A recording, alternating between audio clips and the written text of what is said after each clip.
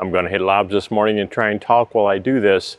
I made detailed videos on how to hit lobs better. I'll put links to those videos in the description box below. Go watch those as well. All right, backhand lobs. If we're going to hit backhand lobs in the game, we need to drill these in practice if we want to be any good at this at all. Same thing, I have my visual targets back in that corner, trying to get this ball back to that corner, which is the longer part of the court. Talk about the two big differences here between hitting on the backhand lobs and on the forehand lobs. So one is, I don't have my non-paddle hand out in front anymore telling me where this ball is, so I've got to concentrate a little bit harder to understand where this ball is and be able to move forward, back, left, and right. So don't have that left hand helping me do that. Now what I can do with my left hand is keep this on the back of the paddle, and that does a couple things. That tells me, gives my brain more information about where this paddle is in space. So the longer I can keep this back left hand on the back of the paddle, my non-paddle hand on the back of the paddle, as I swing forward, it tells me the angle on this paddle, helps me understand where this paddle is, and helps me hit that ball better. And yes, I can do it with one hand and do that. I just don't have the same amount of information in my brain about where the paddle is. So if I can keep my left hand on the back of that paddle, it tells me where this is. The other thing it does is gives me a little bit of shoulder rotation, more body mass I can throw into this ball. The better I can control it, the more weight I have moving forward, the better I can control this than if I'm just swinging out of my shoulder. If I can swing out of my core muscles, get a little bit of shoulder turn, helps my accuracy on this. I want to keep that left hand on the back of this paddle, bring it forward with the paddle, and that helps. The other big difference from hitting on the forehand side, and I'll put the link to that video and the masterclass videos in the description box below.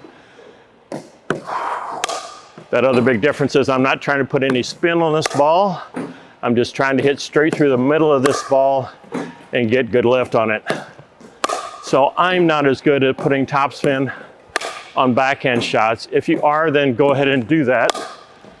For me, I've just never been a big fan. I know it's a much harder shot even in tennis to hit a topspin backhand. So, and I don't want to slice these.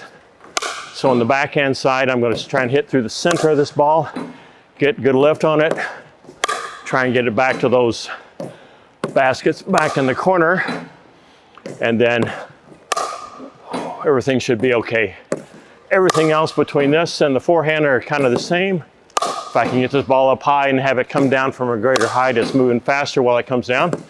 That's a good thing. Even if I hit this ball short, it's moving faster while it comes down. Harder for them to hit that overhead.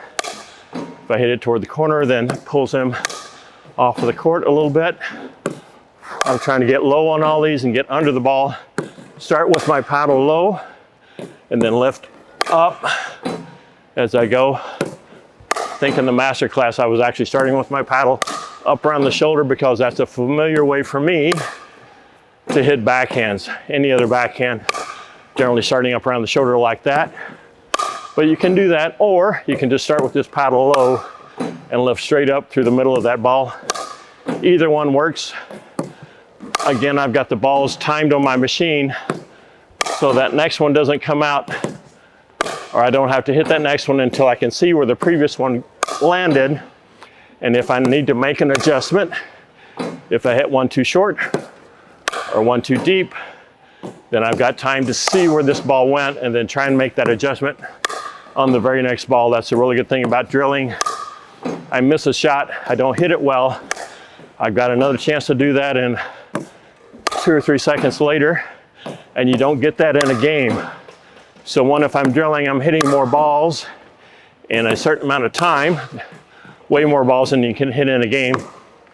The other thing is, if I hit one badly, I've got a chance to fix it, or if I hit one well, then I have the chance to know what that feels like and try and repeat that good shot over and over and over.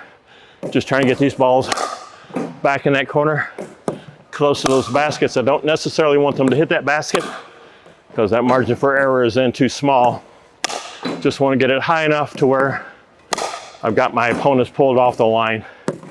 That was a little bit short, trying to be low, come up under this ball, not really impart any spin on this backhand side. Still trying to exhale while I hit, even though I'm talking. Getting this paddle to follow that ball all the way out to the corner. So after I hit, what my paddle does after contact matters and needs to keep going to that same target location as long as it can. I don't want to just hit this ball and have my paddle stop. That's not going to help my accuracy long term. So I want this paddle to keep going for as long as I can. Eventually my shoulder pulls this paddle up and away. Trying to have that paddle continue on toward that corner. I kind of enjoy drilling lobs, and I will do these periodically so I stay fresh. And so when I get in a game, I feel like I have some confidence that I can hit a good high deep lob and have that ball stay in bounds. Hope that was helpful.